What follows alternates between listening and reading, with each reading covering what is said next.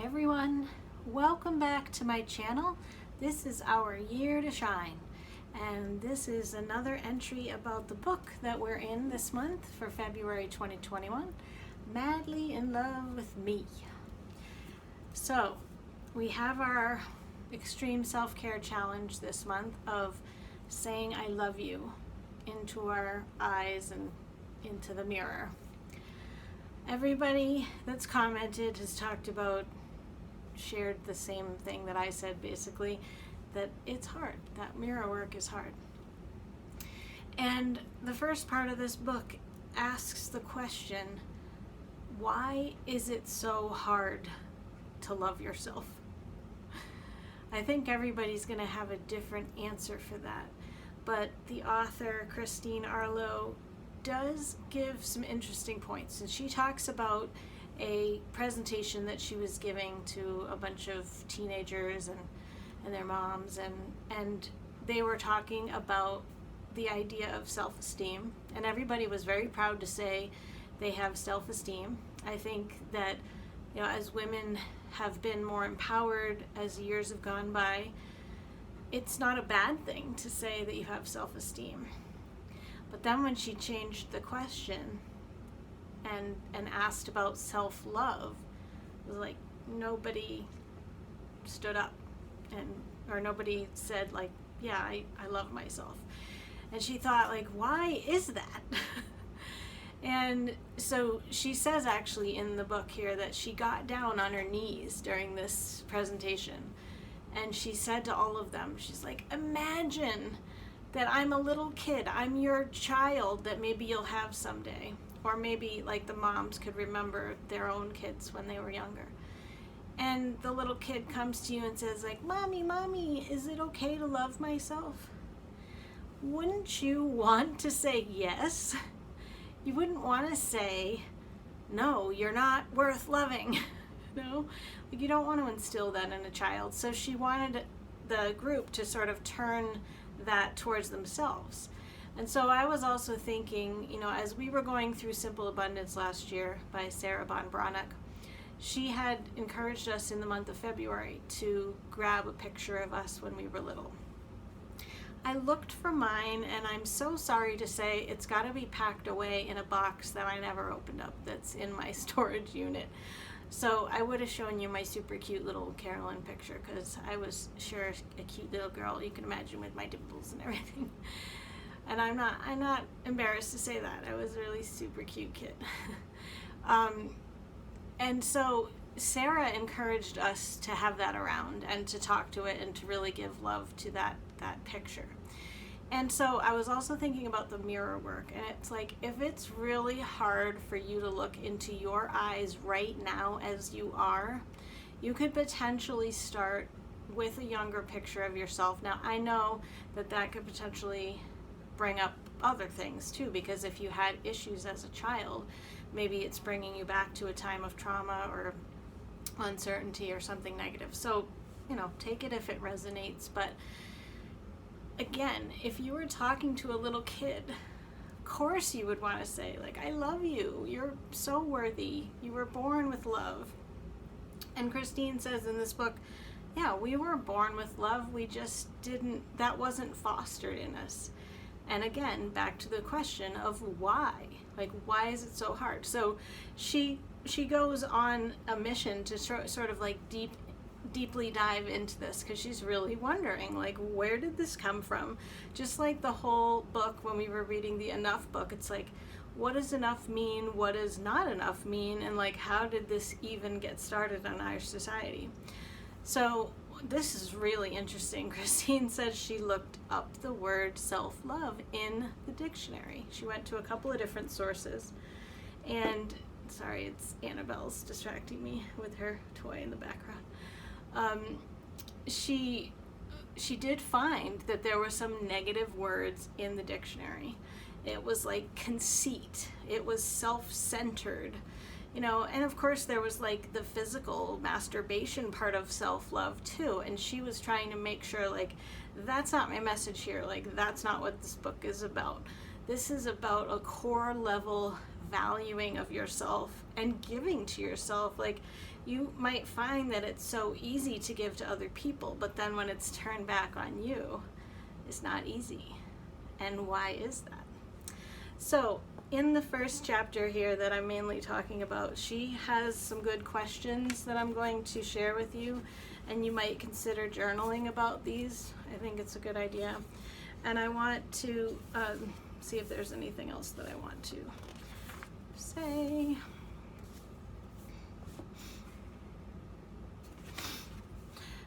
And I actually thought about going onto the dictionary myself and seeing what words I also saw in the, given our culture. And like, I was surprised to hear that self-love had negative words in it. But considering the message that I grew up with, I didn't feel like I was really allowed to say I loved myself. And I'm dealing with a lot of like realization in my life now that like I didn't really have a loving validation of that even from my caregivers. So that's really my own story of why it's harder for me to also say I love myself. And then you add on, a 45-year life that I've had now, and mistakes I've made and flaws in my body, or like dreams that didn't come true or whatever. And so those things compounded on top of not having a basis of love and feeling like there was an unconditional source of it, then that for me plays into it. I think everybody's going to have different meanings of why it's so hard for them to say it. So I'll just read a couple things that she says. The rest of this book is dedicated to showing you how to give love to and express love for yourself always. How to choose love for yourself in all of its forms, again and again, daily, weekly, monthly, yearly, for the rest of your life. Choosing self-love is like taking a powerful stand for yourself and saying no to accepting the energy of hate, abuse, neglect, shame, fear, and guilt, whether the energy comes from yourself or from anyone else. And it's saying yes to receiving and giving love in its many forms, to receiving love and giving love for yourself first, and as a result, sharing the overflow of love with those around you. If you complete the journey this book can take you on, then not only will you be able to say I love you to yourself out loud without shying away, but also, most importantly, you will be able to make big life decisions and everyday choices that are congruent with and aligned with love. Yeah. So let me get to those questions that I wanted to share with you.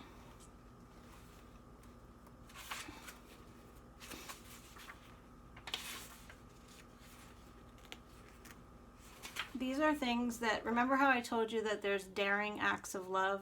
There's also art. It's called me art. And then she also has what she calls me moments. And the me moments are the times where you may want to take out a pen and paper and really write down some of the things. Close your eyes, put your hand on your heart, and take a deep breath. Then open your eyes and ask yourself the questions on the next page. And you always have a choice to answer these me moment questions in 3 ways. 1, mentally, to think the words to yourself. 2, to verbally speak your answers out loud so that you can hear them. I mean, that can be really powerful, right? Or 3, visually write or draw the answers so that you can see the words. I think that's why I like journaling so much. I like to see, I really process things as I'm writing them down. Depending on how deep you want to go with yourself and how much power you want the me moment to pack, decide which action is most appropriate. So whichever one feels most resonant for you. All right, so here are the questions. Why are you here? Not here on earth. Like, this is not like, why am I alive? This is what brought you here to this book. And the answer is not Carolyn on the YouTube channel. I mean, it might be, but why are you watching the videos about this book? Like, what is the real basis of why it might intrigue you or resonate with you? What's happening in your life or in your relationship with yourself that you want to no longer be true? List 3 things using the words, I no longer wish blank. For example, I no longer wish to put myself last all the time. I no longer wish to have toxic or unhealthy relationships. I no longer wish to neglect my body and its needs. So that's number 1. Number 2. What do you desire to be true instead? So if you said, I no longer wish to put myself last all the time. So maybe your desire is, I wish I could put myself first, right? What would you like to be different in your relationship with yourself and as a result in your life after completing the adventure contained in this book?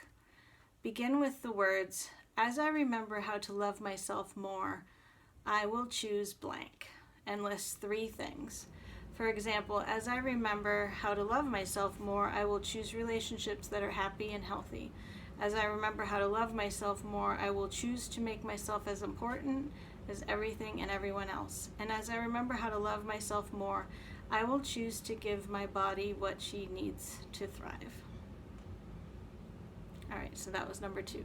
And there's 3 things, like she wants you to write it in 3 different ways for each of the numbers. Number 3 is, what self-sabotaging blocks or habits have prevented or will prevent you from giving yourself this love?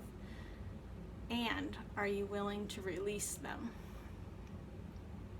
I would add, are you able to release them? It's okay, we all have blocks, she says. Often these are formed by the crazy beliefs we've acquired from what we've witnessed about love and self-love, or from what we've been told by the media, our families, or societal institutions and our social circles. The beliefs become blocks against love. We've learned to put up walls to protect ourselves from the very love we want, or they become self-sabotaging habits that drive us to make choices that send us further from love. The good news is these beliefs have power over us when we keep them in the dark. Hold on, I said that bad. I didn't say that right. The good news is these beliefs have power over us only when we keep them in the dark. Okay. And interesting that this is our year to shine. And don't we have a kitty in the background wanting to shine here now in the video? So yeah, if we shine a light on them, then we take away their power. Bring your blocks about self-love into the light by honestly admitting to yourself without judgment any blocks you have that are likely to stop you from completely following this path of self-love you have chosen for yourself. Use this sentence and process if it's helpful. In the past, I've sabotaged myself by choosing blank over choosing blank for myself. For example, in the past, I've sabotaged myself by choosing to keep working over choosing to take care of my body. My self-sabotaging habit is caring for my work more than I do for myself.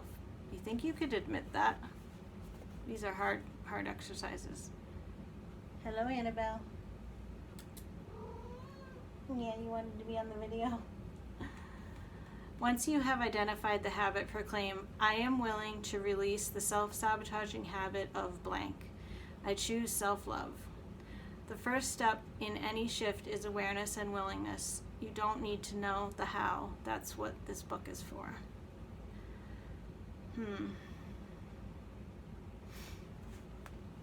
Do you feel like you would be ready to do that final step? I have a little resistance around that when I say I'm ready to release. That I guess there's a lot of fear in me about, I don't know, I guess, is it because you sort of have a framework of who you are and maybe your identity is almost wrapped up in this continuous role or story that you have? I don't know. I'll have to try that. So go back and watch that again if you need to hear those questions and examples a little bit more. And then as far as the me art goes, she does encourage us, and we just talked a little bit about the little girl in us. She does encourage us to do any sort of creative things that we can, and to not have any sort of criticism about it. So just go to it as a little child, because when you're little, you don't, well, I don't know, I say this now, I'm thinking of myself in first grade, and I was comparing my coloring to somebody else, but I guess I'll go back further. When you're really little and you're just coloring at home, you're just coloring because it's fun, and you're not you know, analyzing it or anything. So there's a me art project in every thing as well. And then here's the daring act of love for chapter 1. And I'm going to tell you an idea that I had that sort of came out of reading this. So the daring act of love is that you're supposed to write on your hand, like in the palm of your hand, and you're supposed to do it in a very like childish sort of way, or, you know, like a heart over the eye or whatever, you know. And so you're going to write, "I love you, Carolyn." So it's just like what we're saying in the mirror. And then you're supposed to look at it throughout the day. I think I could only do this if I wasn't going to go to work. Like, that's what I'm saying. Like, I don't know. I wonder if there's little temporary tattoos or something that could look neat. Like, again, here I am with the criticism about, like, what would it look like on my hand? And then, like, I wash my hands a lot. So I was also thinking you could have a little bracelet. That might be easier and a little bit less. But again, this is supposed to be daring. So it is supposed to maybe push you outside your comfort zone. And also, she says something in this chapter as well about, like, why can't anybody go out and just like wave a flag and say, like, I love myself, and like, yay for self-love, you should love yourself too. Like, she asked for volunteers at that seminar if anybody wanted to go out and wave a flag with her, and it was like, no way. So this is sort of like that, but it's a little more private. It's on your hand anyway. But one thing that I thought of, and I'm going to do this now, I've only had one lunch away from home since we had a blizzard up here, so, but I've decided, like, remember how you maybe, or I don't know if you had this, but if your mom ever put little notes in your lunchbox? So I decided for this month I'm going to put little notes in my lunchbox whenever I bring my lunch to work. So that's my idea, and I guess if I planned a little bit ahead of time, I could have made it a little more artistic, but I'm just going to write them, and I'm going to just have them folded up and just put one in a day, and then when I sit down to eat lunch, I'm going to open it up. And I guess I should dare myself to be a little bit more adventurous, but I was going to say I'm only going to say the ones that I really believe. Like, I'm not going to say something that, like, if I read it, that it brings up a resistance of, like, yeah, right, that's not true. But, like, if I can believe it, then it will be like an affirmation too. But it's just like a little sweet thing. Maybe you could get together, or maybe you could do that with your partner. I kind of had a cool idea that, like, for the month of February, if you each had little glass jars on the bedside tables, you know, and then you wrote each other little notes. I was thinking about how, like, remember when you'd get a note, like, from a boy in school? It was like such a big deal. I still actually have some notes. Like, I have a 6th grade and an 8th grade note, you know, and I don't know, it was like such a big deal, and you'd go back and read it. So, but these are love notes from yourself, and that's what we're talking about. I shouldn't be bringing in relationships to this. This is your relationship with you and my relationship with me. So it has nothing to do with men or other people loving you. It is to do with you and loving yourself. And then, so we did the daring act of love, we did the me art, and we did the me moments. The next thing that we're going to talk about on the next video is more about self-love. Obviously, this whole book is about it, but self-love as not being a dirty word. So changing that definition that's actually in the dictionary. I had never looked that up before. So maybe take some time and think about, why is it so hard for me to say I love you? Or like with the mirror, why is it so hard? I think the mirror work is really hard. So think about a way to make it easier if you can. Write yourself little notes. Look into the eyes of yourself as a child, or just close your eyes and think of yourself and seeing yourself as you want to be seen, or something like that. I know we all have to graduate to the point where we actually can say, and she does say that we will be able to say it, I love you, and not have that uncomfortable feeling. That's a big task, and we'll see how we are at the end of the book. Thanks for being here with me. Let me know your thoughts, and I always love hearing from you, so definitely leave me a comment. Thanks so much. Annabelle is loving herself right now. She loves to do that and groom and roll around, and our pets are really good reminders of loving ourselves and love in general. Thanks again for being here, and I'll see you on the next video. Bye-bye.